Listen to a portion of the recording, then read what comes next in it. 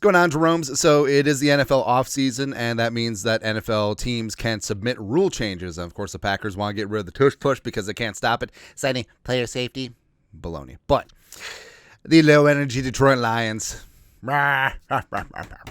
So I was always pretty indifferent about Lions fans, right? Frankly, I kind of like Bears fans. Packers fans, no. But Lions fans quickly rose up the power rankings of despisable fan bases just because they're thumping their chest and talking out the side of their neck and all that stuff. Now, I understand and respect like longtime hardcore Lions fans because they knew they've seen a lot of failure throughout their time. So it really was the bandwagon Lions fans who were talking nonstop junk, but biting kneecaps, taking out tight end kneecaps, all that stuff. But everyone knew that the Lions were overrated. Everyone knew that the Lions were frauds, and the Lions having their most historic season in team history, just upended by Jaden Daniels and the Commies, and by the way, also by Jonathan Allen. Woo, Jonathan Allen getting after things, man. But the Vikings having a sort of fun whatever season with Sam Darnold, just messing around, whatever. But the Lions losing, glorious, and also the Lions Super Bowl window is closed. Because they lost the brain trust, they lost Aaron Glenn, they lost Ben Johnson. They're going to be coming up against a cap crunch as guys get paid. And guess what? I mean, their Super Bowl window, grand opening, grand closing.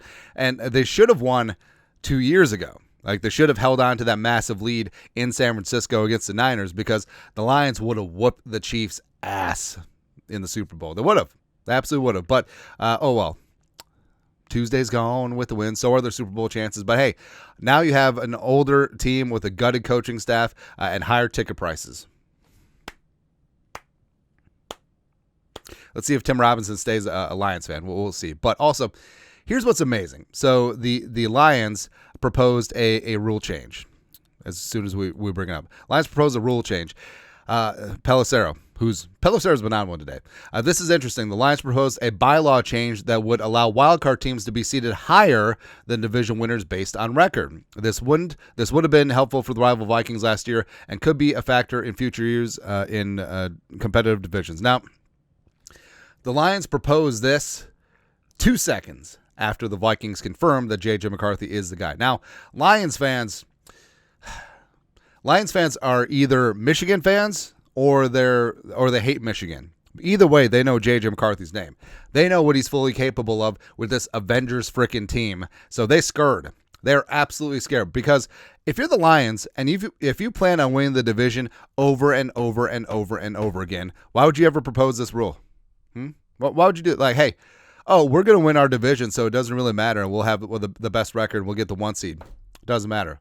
Why would they propose this rule unless they planned to hope, sitting, waiting, wishing for a wild card spot? And it's like, we got the wild card, but we're a 3 seed.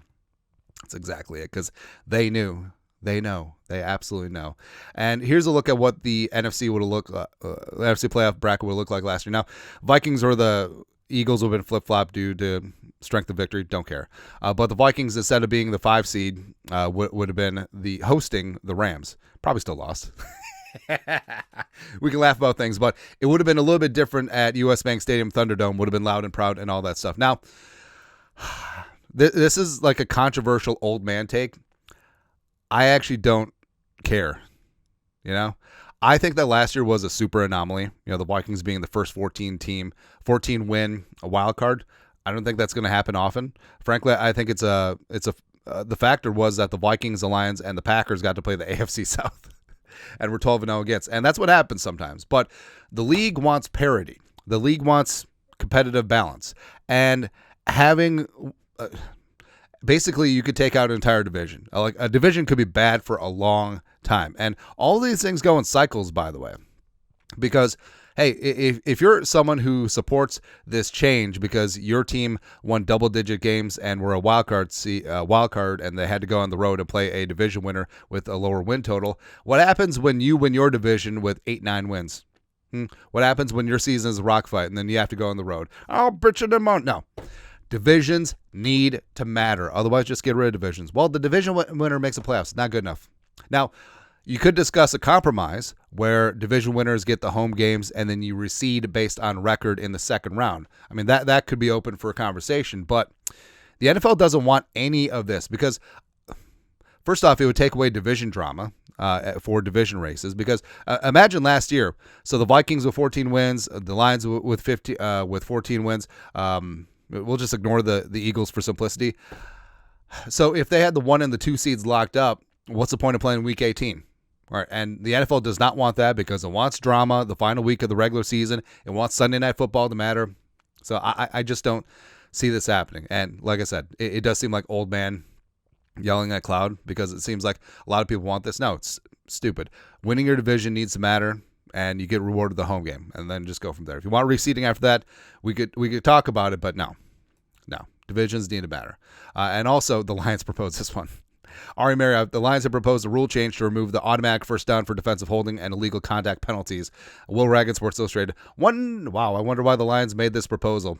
Lions were number 1 in the league with those type of penalties with 11. All right, so 11 automatic first downs. And I wonder why the Lions just grab and hold and just hope that they can stop receivers in this division.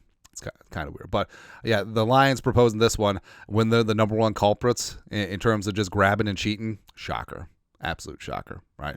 But it is so funny that, again, right after J.J. McCarthy came in, the Lions were just like, we need to change seeding because we're only going to get wild card from here on out and we're not going to win the division because blah, blah, blah, blah, blah, blah. It's okay. Like I said, this team is falling apart. Coaches are leaving. Dan Campbell can't do it by himself, and now you have an older, expensive team that can't replenish itself, and all of a sudden it's like, oh, you just have higher ticket prices and a team that is lowered expectations. It's going to be great. It's going to be great, man.